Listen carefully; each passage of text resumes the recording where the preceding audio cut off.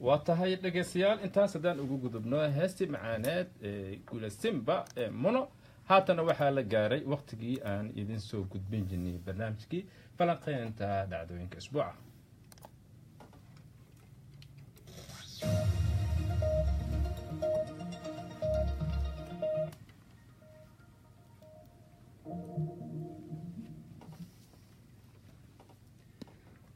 tahay kulanti wanaagsan dhamaantiin baa ku soo dhawaada barnaamijka falanqeynta dhacdooyinka toddobaadkana waxaanu diiradda ku saari doonaa haddii ay baraali ka noqdo xaaladda siyaasadeed ee Soomaaliya oo muuqata mid wajiyo cusub la soo baxaysa maalinba maalinta ka dambaysa tan iyo markii shirkadda DP World ee laga leeyahay dalka Imaaraadka Carabta ay heshiisyo kala duwan la gashay maamulada Soomaaliland iyo Puntland waxay arrintan dhalisay khilaaf aad u weyn oo sababtay in maamul goboleedyadu ay hareer maraan dawladda dhexe oo iyadu qaadacday heshiiska shirkaasi waxaan halkaasi ku sii darayaa in Soomaaliland iyadu ay tahay dawlad iska soo magacaabtay hogaamiyaha maamulka Puntland ayaa gaaray maalmo ka hor dalka Sultanka Imaaraadka Carabta halka uu kulmo u la yeeshay mas'uuliyiin ka tirsan dalkaasi waxa uu kulankaasi gaas ku sheegay in uu doonayo inuu u kala dab qaado dawladda dhexe ee Soomaaliya Imaaraadka Carabta tani waxay keentay buuq leh iyo xasilooni dareen siyaasadeed iyadoo dawladda dhexe ay tahay mid looga dambeeyo siyaasadda arrimaha dibadda haddaba intaas laguma soo koobi karo isbedelada siyaasadeed dalku madaxu la galay tan iyo markay soo shaac baxday shirkaddan DP World oo saameyn weyn ku yeelatay siyaasadda gudaha dalka Soomaaliya barnaamijkan waxaa haddaba nagala qayb qaadanaya Axmed Xirsi oo ku sugan dalka Sweden iyo Maxamed Caalim oo isaguna jooga magaalada Helsinki ee dalka Finland labaduba waxay isha ay ku hayaan oo yihiin falanqeeyayaal arrimaha siyaasadda Soomaaliya barnaamijkan maanta waxaa si wada jira igala daadahayn doona ama soo daadahayn doona Saabir Cilmi Yuusuf iyo anigu ah calayka dhamaantiin waxaan leenahay ku soo dhawaada barnaamijka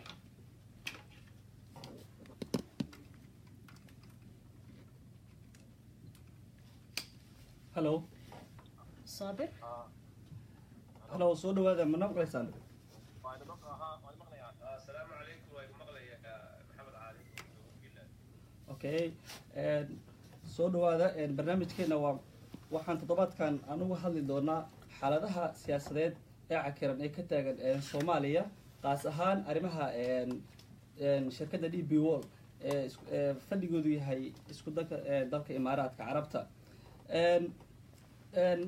soo dhawaada mar labaad barnaamijka su'aasha koowaad aan weydiin doono sidee xaaladda dawladda Soomaaliya ay u maareyn doontaa arrimaha Imaaraadka iyo khilaafaadka dawlad goboleedyada bismillah dawladkii baa inoo marayna xadaa loo qeybin doona su'aasha waxaad moodaa in labadiina aan si wada jirid kugu soo gudbinay anigoo Axmed Xirsi ah degan Sweden aan markaa ku bilaabo fikradeyda iyo sida ila tahay iyo macnaha sadan u arko horta waa su'aal aad u wanaagsan waa su'aal muhiim ah marka ugu horeysa bahda Soomaali weyn raadis Soomaali waan u mahadcelinayaa fursadan maanta qaaliga ah ayna siiyeen aniga iyo walaalkay jooga Finland Helsinki horta waxaa loo baahan yahay wax yar inaan isfahamsiino DP World maxaad ahayd dawladda Imaaraadka Carabta maxaad ahayd annaga Soomaaliya dawladda dhexe iyo maamul goboleedyadu maxay yihiin markaa maartay wax yar la ka fahamsiino qofka macnaha waa muhiim weeye anigu sida ila muuqato Imaaraadku waxaad moodaa bariyihii dambe inay markaa la soo baxeen carqalad siyaasadeed oo runtii caqabad weyn ku ah jiritaanka Soomaaliya حق سياسات حق نقالة أنت ما مرت مع الدولة بهاي إن قاب سياسات لو وجهه أريكاسي وحكون صاحري الدولة الدحية أود أيوة لا هاي إن مرت مع عرفتي بحاجته حق على مهد يبدأ معمول قبل يدينا مرت مع عرفتي محوها إيو وح أيضا لو بهاي إن معنا ما يسمعين كلام دستوري هان دستور كمان إنه يعني رنتي وما دستور مكانتي وباهن إيه واحد فلان لقى قبته كاس واحد فلان وقت بلكم بحين معيو مركع معرفي laakiin arrimaha noocan oo kale waxaa mas-uul toosa uga ah madaxweynaha. waxaa kaloo loo baahan yahay maaragtay guddoomiyaha baarlamaanka iyo ra-iisul wasaaraha intaba inay markaa maaragtay ka bixiyaan fikirkooda ku aadan dowlad goboleedyada iyo dhaqdhaqaaqooda xagga arrimaha dibadda. haddaan usoo galo imaaraadku anigu uma arko inay soomaaliya wax dan ah u hayaan, bal ay macnaha maaragtay berihii dambe dhaqdhaqaaqooda siyaasadeed uu quseeyey cabsida weyn ee ka taagan turkiga oo aada moodo in muxuu ahaa soomaaliya uu wax badan u qabtay ilaa intuu soo dhigay cagaha waddanka soomaaliya. waxaa kuu soo haray qoladan maaragtay maamul goboleedyada marka aan ku bilaabo marka maaragtay cabdiweli aan ku bilaabo iyo db wall maxay imaaraadku maxay ka hayaan markaa maaragtay dhanka puntland. ciidamo ayaa jiray tababareen, hadda cadadooda runtii xaqiiqatan ma hayo, laakiin waxaan filayaa inay 2 kun ka badnaayeen oo ay markaa iyagu masruufayeen. qaladahaas siyaasaddu markay soo baxeen waxaa dhacday inay ciidamadii markaa maaragtay ay ka joojiyeen, inay markaa kala baxeen. taasi markaa runtii caqabad toos bay ku noqotay markii loo firiyo maamulka puntland, waana sababaha ay salka ku hayso u yeeritaanka cabdiweli loo yeeriy. anigu waxaan aaminsanahay cabdiweli asagu inuusan markaa maaragtay fikirka uusan qaadan inuu asagu meesha tago cabdiweli loo yeeray sidii markaa maaragtay maamulay goboleedyo badan maa loogu yeero sida ethiopia oo kale. marka anigu waxaan fakarkaaga waa soo koobaynaa. waxaan su-aasha kale aan u gudbaynaa walaalka la qayb qaadan doona barnaamijka master calim haye. waa idin salaamay bahda soomaali weyn dhegeystayaashooda adiga iyo madaxifaan. assalaamu calaykum waraxmatullahi wabarakaatu. wax walba waxa fiican marka aniga muwaadin soomaaliyeed ahay wax badanna arrimaha soomaaliya ka falaqooday khilaafka siyaasadeed iyo khilaafka hor yaalla dowladda dhexe ama ha noqoto hay-adaha maxkamadaha constitutionka siyaasadda arrimaha dibadda hadday fatahaad biyo socdaan. marka si dadka dhegeystayaasha noo fahmaan waxa weeye dagaal baa soomaaliya ka socda ah 3 nooc. dagaal al-shabaab ah oo u gaar ah maamul goboleedyada, dagaal ah musuq maasuq ah, iyo dagaal ah awood qaybsiga waddanka oo ah inuu mataqaana maanta hadduu cabdiweligaas uu haysto puntland uu farmaajo madaxweyne federaal yahay, nin kale uu koonfur galbeed haysta, nin kale uu haysto, in waddankii aanu jirin sharci lagu kala hago. marka imaaraadku soomaaliya 71 xorriyadda markay qaateen ilaa hadda xiriir fiican baan la lahayn. dowladda soomaaliya waddan ay iska cayriso oo waddankeeda ay ka bax tiraahdo ruushka ugu horreeyey ugula dambeeyey. hadda imaaraadka waa waddanka labaad buu noqonaya oo leeyahay waddanka ka baxa oo ka qaado xiriirka soomaaliya inta xorriyadda ay haysatay. mar waxaa jirta ingiriiska aan waddanka ka cayrinay oo kaasi ma ahayn. marka ingiriisku xilligaas umay joogin askar iyo tababarayaal iyo dhakhaatiir. waddan ay u joogeen soomaaliya dhakhaatiir iyo tababarayaal ruushka ayay ahayd. hadda waxaa ku xigtay imaaraadka. marka khilaafkan siyaasadeed waxaa keenay waa la socdaa doorashadii soomaaliya ka dhacday 2017 madaxweyne farmaajo iyo agaasimihiisa madaxtooyada fahd yaasiin waxay dhaqaalo fiican ka heleen waddanka qatar. waxay loobi siyaasadeed u galeen inay kursi ku guulaystaan. imaaraadku wuxuu in badan madaxda soomaaliyeed uu siiyey hostage, qalb badan prime-minister badan baa degan. marka hadda khilaafka la isku haya waa khilaaf madaxda soomaaliya dantooda ah oo ah qatar baa ka fiican imaaraadka qatar ka fiican.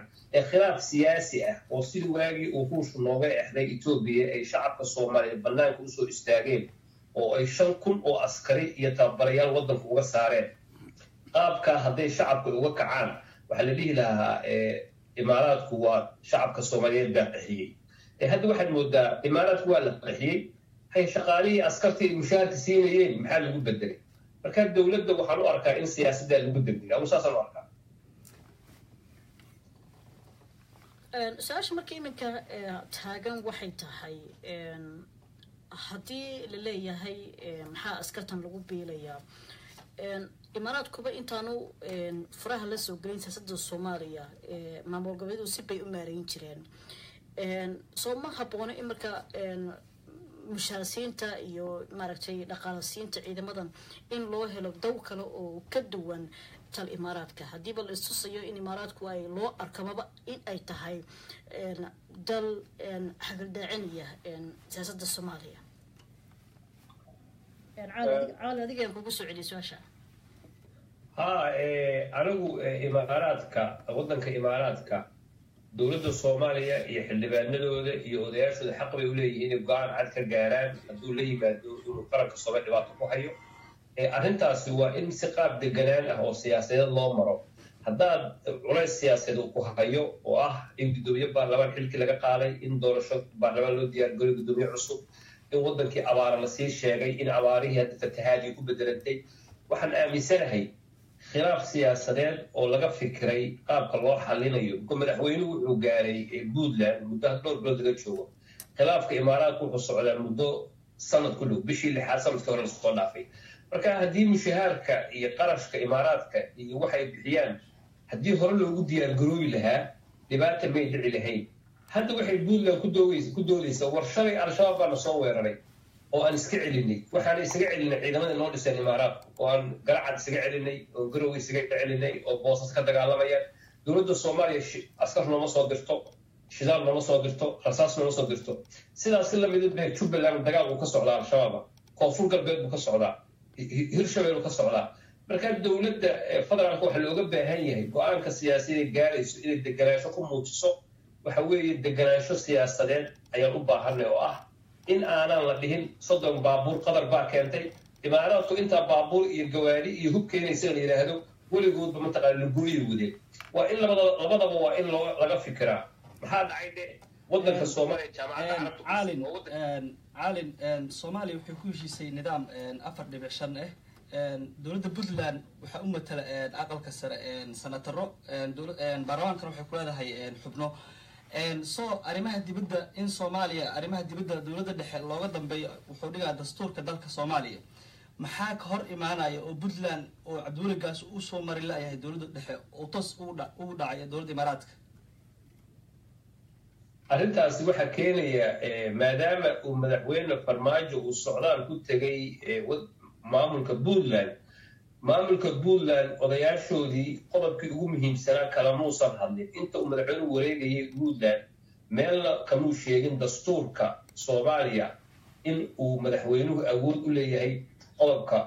55 oo ah siyaasadda difaaca siyaasadda arrimaha dibadda madaxweynaha baarlamaanka Puntland umuu qudbay madaxdii waddanka jirtay ee federaalka ahayd siyaasadoodii bannaanka may soo dhigin ilaa hadda waxay sameeyeen kulan la yiraahdo kulanka amniga qaranka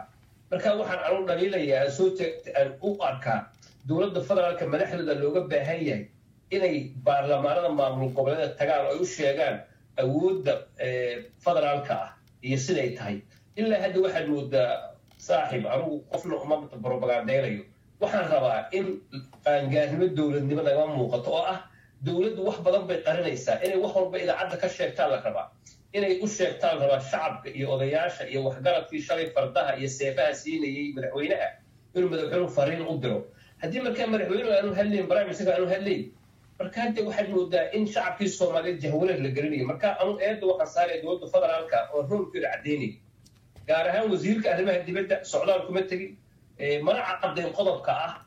sharciga hadda waxa la leeyahay dowladda federaalka waxay dastuurkii waa la xaday iyo وهاجاك أحمد حرسي هذا محد وجوابيسه horta si fiican buu walaalkii u hadlay waxyaabo badan oo ku taageersanahay oo markaa habacsanaanta xagga dowladda dhexe ka taagan iyo inay markaa maaragtay muujiso inay markaa dowladda waddanka xukunta inay tahay khaasatan arrimahan maanta jira ee xagga dhibaatada arrimaha dibadda kuseeya iyo maamul goboleedyada markaa maaragtay taas horta waxa wacnaha oo ku raacsan walaalkii isla markaa waxyaabahan ku yara duwanahay waxay tahay imaaraadka iyo waxa ay macnaha Soomaalidu ka faa'iiday runtii barnaamijka nooma saamaxayo inaan markaa maaragtay aan falanqayn intaa ka badan sii galno imaaraadku waa la og yahay waxyaalaha xadankooda siyaasadeed iyo dhaqaale markaa waxa ka dambeeya inay tahay inay macnaha ay Soomaaliya run ahaantii ay ku haystaan awood siyaasadeed aysan marnaba markaa Soomaaliya u ogolaanin inay noqoto maamul markaa maaragtay iskiisa u taagan go-aankiisa gaari kara cidday rabana la heshiin kara arrinkaani imaaraadku wuxuu salka ku hayaa cabsi ka socota xagga dhaqaalaha iyo isbedelka ku imaanaya markaa maaragtay dubay oo ay ugu talagalan inay noqoto centerkii muxuu ahaa ganacsiga taasoo isbedel weyn uu ku yimid waa waxyaalaha ay u xiiseynayaan dekedaha soomaaliya marka anigu uma arko imaaraadku in ay wax faa'iidaha soomaaliya u hayaan balse waan ku raacsana walaalkay waxaa loo baahan yahay qaab siyaasadeed in loo xaliyo in dadku aan macnaha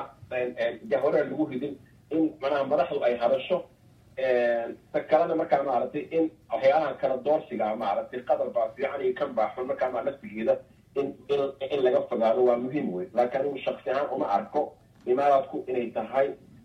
wakan xaadirka ah mid danaha soomaaliyeed ka shaqaynaysa dowladdana looga baahan yahay markaa maaragtay inay la soo baxdo mowqifkeeda cadka in dastuurka la fiiriyo axmed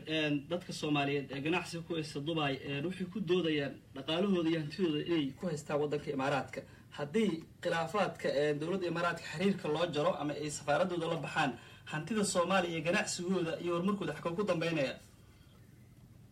wallahi walaal waa su-aal muhiima weeye markaa maaragtay oo waxyaalaha aada moodo markaa maaragtay jiitanka intaa la-eg inuu soo gaaray markaa maaragtay in dowladdu naftigeedu ay wax badan ka fikirayso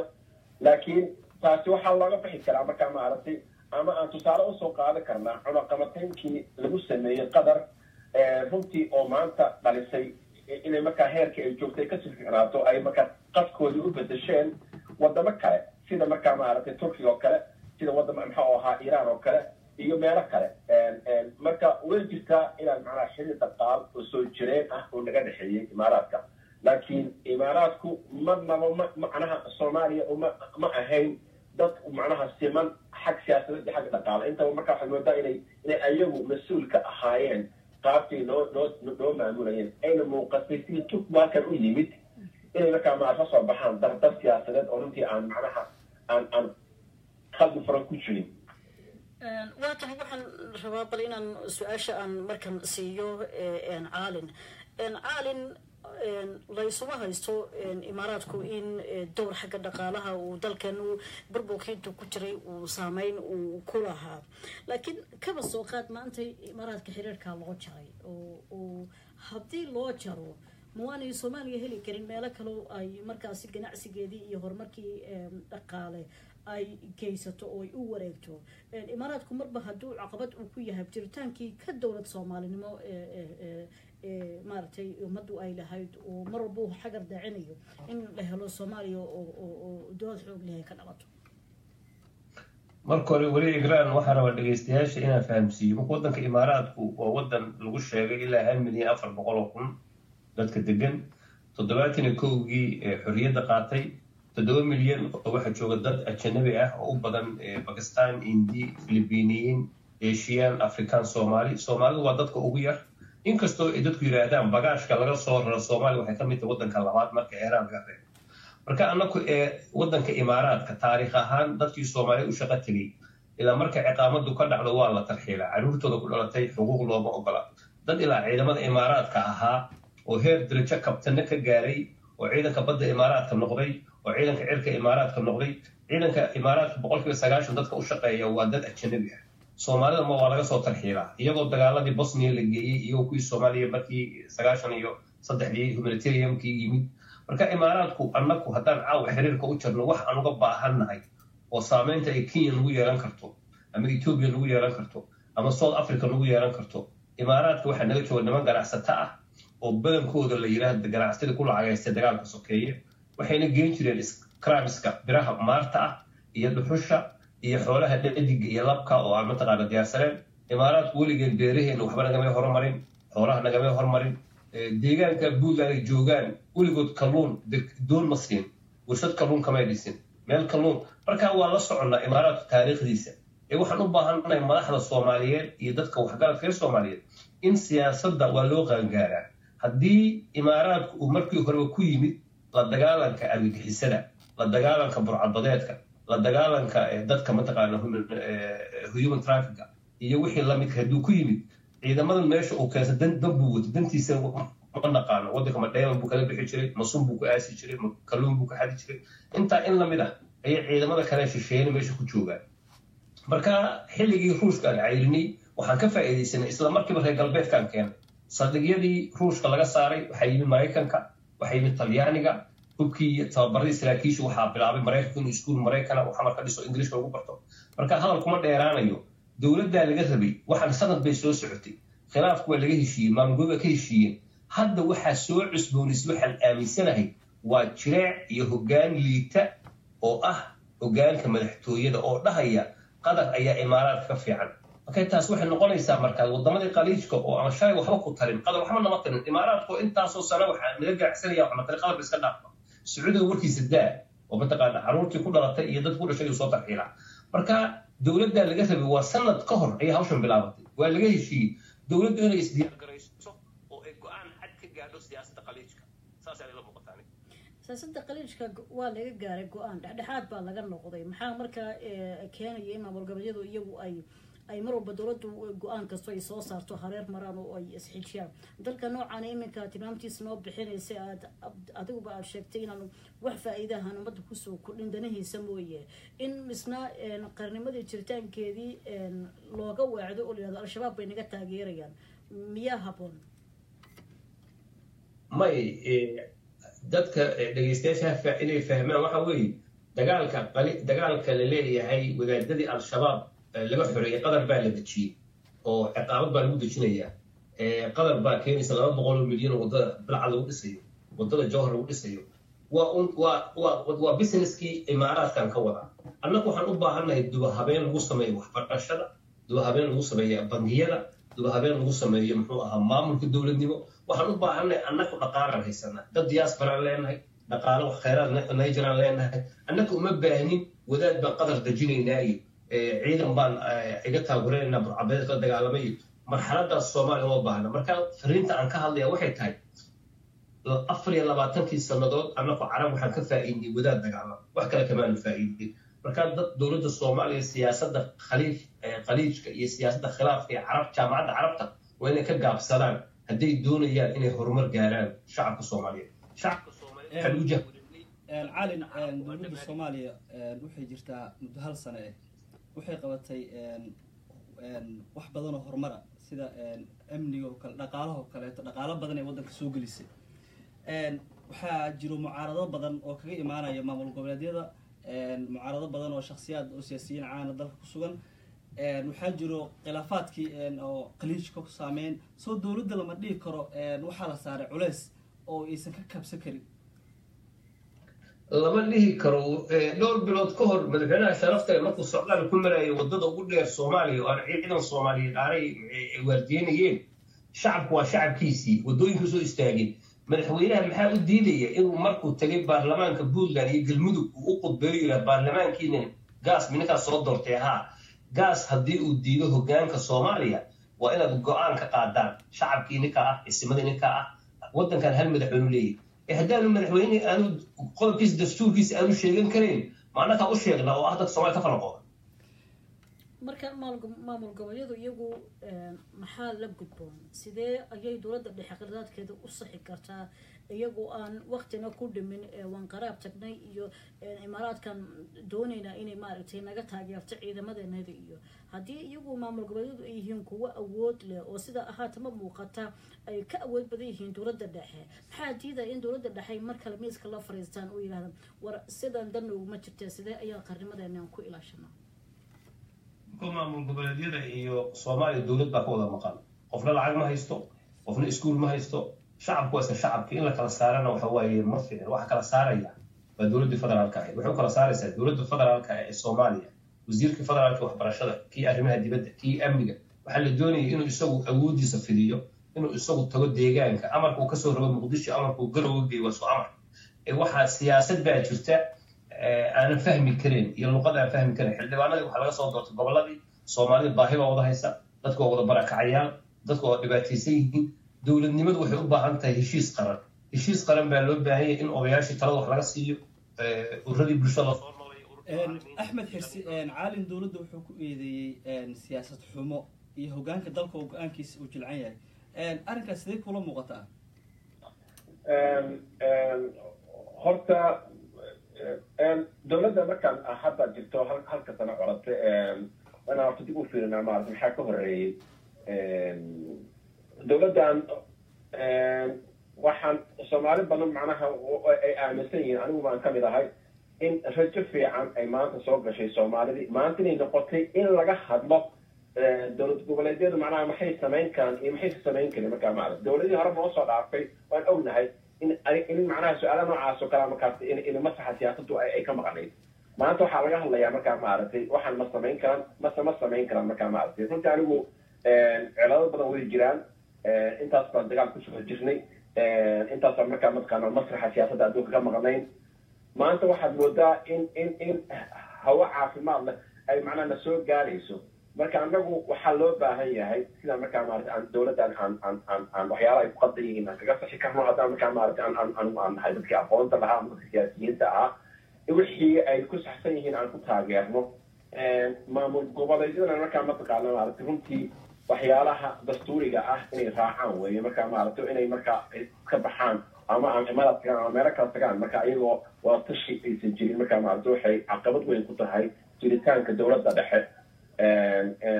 taasi waa runtii macnaha wax loo baahan yahay inay baarlamaanku wax ka qabto wax loo baahan yahay markaa maarata dowladdu wax ka qabato in madaxweyne naftigiisu markaa maarata wax ka qabto haddii kale waxaan ugu jiraynaa markaa maaragtay in 4 sano saa u dhamaato ama madaxda la bedelo kuwo kale loo yimaado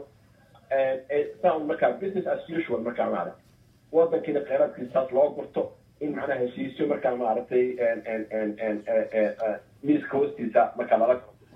axmed waktigoo aada noo soo hayo waxaan rabnaa inaan su-aalo yar kusoo gaabino barnaamijkeena su-aasha ugu dambeysaan axmed kuweydiinaya waxay tahay dowladda soomaaliya waxaa lagu eedeynayaa caburin siyaasadeed siyaasiyiinta ka aragtida duwan xorriyatul qoolka hadalka tusaalahaan oo kaleeto mucaarado kenya ku sameyn rabay shirar laga joojiyo kaleeto dowladda soomaaliya ma la dhihi karaa arrinkaasi lugay ku leedahay mar haddii wax aan macnaha dimuqraadi u eg markaa maaragtay aan isku soo dooranay aan macnaha dimuqraadiga rasmiga isku soo dooranay marka waxyaalo badan ayaa loo baahan yahay in wax laga qabto wax laga bedelo markaa maaragtay xorriyadda hadalka qoritaanka fikradhiibsiga mucaaradka oo kale markaa maaragtay inay kalsooni dareemaan nabadgelyo dareemaan markaa maaragtay taas runtii anigu macnaha waan kaga soo horjeedaa dowladdu inay markaa maaragtay marnaba markaa maarata ay fargeliso xagga saxaafadda ha noqoto iyo dadka markaa mucaaradka ee dhiibanayo fikradooda markaa maarata ee aanu macnaha caqabad ku ahayn xagga nabadgelyada ama ay abuuri karin markaa maarata waxa la yihahda maarata gadood laakiin aan mar walba isweydiino macnaha maaragtay 30 sanaad ayaan dagaal ku jirnay marka waxaan ku jirnaa weliba markaa horumarkii dimuqraadiga markaa waxaan dhaqan u lahayn ma ahayn dowladda military baan lasoo xukumaysay kadib burburka kadib wixii dhacayna waan ogey markaa maaragtay kumeel gaar baan ku jirnay waana dowladda saddexaad maan filaya markaa maaragtay mar labaad macnaha aan aqoonsi caalami haysano marka waxyaalo badan ayaa markaa maaragtay muxuu ahay loo baahan yahay in xagga siyaasadda wax laga qabto waa tahay waxaan rabaa bal caalim inaan isagana su-aasha ugu dambeeyo weydiiyo caalim sidaad ka warqabto tan iyo sanadkii 2000 shirkii aata wixii ka dambeeyay dowlad kastoo lasoo dhiso khilaaf siyaasadeed baa hareynayay oo dowladda catuquleedii waa iyagii kooxihii dagaalooyaalkii ay maaragtay dhibaato ku hayeen oo ay suurtagal ku noqon weysay in ciidamo la dhiso wixii ka dambeeyana dee waa adiga ka warqab haddii dowlad kastoo timaada qaraasa siyaasadeed lagu furayo goorma marka dowladda timaada awood ay yeelanaysaa oo ay xataaba ay gobolada dalka iyo maamul goboleedyada jiraba ay ka dhacsiin kartaa dowladda awoodeeda iyo mataqaana waajibka saaran inay fuliso weli igraan 2000 ilaa hadda 18 sano horumarku ha yaraado horumar fiican baa la gaaray xilli waxaa jirtay madaafiic madaxtooyada lagu garaaci jiray shacabka lagu garaaci jiray processku uu soo socdaa annaku ma nihin dad negative ah waxaan doonaynaa in dowladnimadu maanta way ka casrisanta sidii hore maanta communicationkaa fudud mediaha fudud safarkaa fudud magaalo kasta diyaarad baa lagu tegi karaa oo hadda waa la socotaa jawhar iyo muqdisho iyadoo waddadu xiran tahay haddana diyaarad baa lagu tagaa oo 10 minute ah khilaafka siyaasadeed ee hadda jira ma aha khilaaf siyaasadeed oo qabali ah khilaaf siyaasadeed oo ma aha nin nacbaysi ah khilaafka siyaasadeed hadda jira waxa weeye war waxaad ku hadashay maanta ha bedelin war mudane madaxweyne ama ha noqon heer gobol noqo ama heer federaal noqo hadalkaagu ha noqdo hadal meel loogu soo hagaago shacabkii aad shalay booqatay waddooyinka kuu soo istaagay waxay kaa sugayaan inaad u sheegtid siyaasadaada arrimaha gudaha iyo siyaasadaada arrimaha dibadda iyo siyaasadaada dhaqaalaha iyo siyaasadaada difaaca mudane prime minister xafiiska waa timid sanad iyo bar baad joogtaa maamul goboleed maad booqan fatahaad biyaa socota colaad baa socota mudane wasiir federaalaa tahay waxbarashadii baa laga rabaa mudane wasiir caafimaad baa lagaa rabaa siyaasad baa lagaa rabaa xildhibaan hotel aad deganaato meesha umaa dhiman gobolka banaadir ma aha inaad mataqaana u diidid inay maamul samaystaan inaad gobollada aadid ma aha waxaa la doonaya waxa qofka xilka soo doontay waxa uu shalay uu usoo doontay haddaanu ka qaban karin waa inuu iscasilaa ama ay shacabka waxgaradka ay idaacadaha u mariyaan marka dooda hadda socota waxa weeye waa la issaxaya ee soomaaliya meel fiican bay ku socotaa maanta caalima la oran karaa waxa socdaa waa baratan maamul goboleedyadu ay kula jiraan dowladda dhexe may waxaa socda waxa weeye awoodda ha la baahiyo iyo la baahin maayo waxa weeye madaxweynaha federaalka ee soomaaliya waa madaxweyne federaal ah ilaa hadda hal xafiiska muusan furan muxuu ahaa maamul goboleedyada muu samayn system siyaasadeed oo uu ku maamuli karo amarkiisa heer gobol marka maamul goboleedyaa laga dhigay waddan shisheeye ah maamul goboleedyada majoritygooda waa gobol qadiyadda somaliland iyo soomaaliya waa arrin kale oo u baahan in heshiis iyo arrinka loo dhex maro garowe iyo gaalkacyo iyo beledweyne iyo jawhar iyo baydhabo iyo kismaayo intii doorashooyinka ay ka dhaceen oo dhan waxay diyaar u yihiin xildhibaanadii soo doorteen iyo mataqaana heer sanad iyo heer hooseba in laga wada hadlo siyaasadda arrimaha dibadda caalim maamul goboleedyadu iyaga ayaa u dhaqmaya sidii dowlad ka madax banaan soomaaliya oo kale marka maxaa dowladda dhexoo lagu eedeeya oo loo leeyahay maaragtay xafiis ma furan iyo kama furan haddiiba ay bartan siyaasadeed meesha ay ka jirto mar kasta way kulmaan weliya ikraamay markay kulmaan maxay anaku cabdiweligaas anaku madaxweynaha federaalka ma aqoonsanin waxaanu aqoonsanay madaxweyne heer maamul goboleed waxaana soo doortay 61 xildhibaan madaxweynaha federaalka hadduu tago oo baarlamaanka puntland la hadlo yidhaahdo arrintan baarlamaanka puntland oo madaxweynihiina waxa uu ku dhaqmay qodob dastuurka liddu ku ah ee u codeeya waxaa laga yaaba inay xil ka qaadaan haddii madaxweynihii arrintii aanu ka hadlayn prime ministerkii ka hadlayn xildhibaanadii ka hadlayn haddaan arrintii dib heshiisiin iyo wadahadal aan uga hadlayn shacabka in la jahwareeriye uma baahin annaga kulli haddaan dadka arrimahaas waa kala qoda qof kastoo mas-uul ah dastuurka qodobka uu ku leeyahay waa inuu shacabka u caddeeya marka qofka jebinaya dad shacabka arkaya waa tahay caalin aad baad u mahadsan tahay dhegeystayaal waxaynu intaasi kusoo koobaynaa barnaamijkii maantay falanqaynta dhacdooyinka toddobaadka uu si wada jira igula daadahaynayay walaalkay saabir cilmi adigoo ikraam ah iyo saabir ayaa idii soo gudbinay waxaa nagala qayb qaatay barnaamijka maanta oon u mahad celinaynaa axmed xilsi iyo maxamed caalin oo kala jooga sweden iyo finland barnaamijkiina intaynu mid lamid ahi kan ku kulmi doonatay toddobaadka dambe haddii barnaamij ka noqdo waxaanu idinkaga tegaynaa sidaas iyo nabadgelyo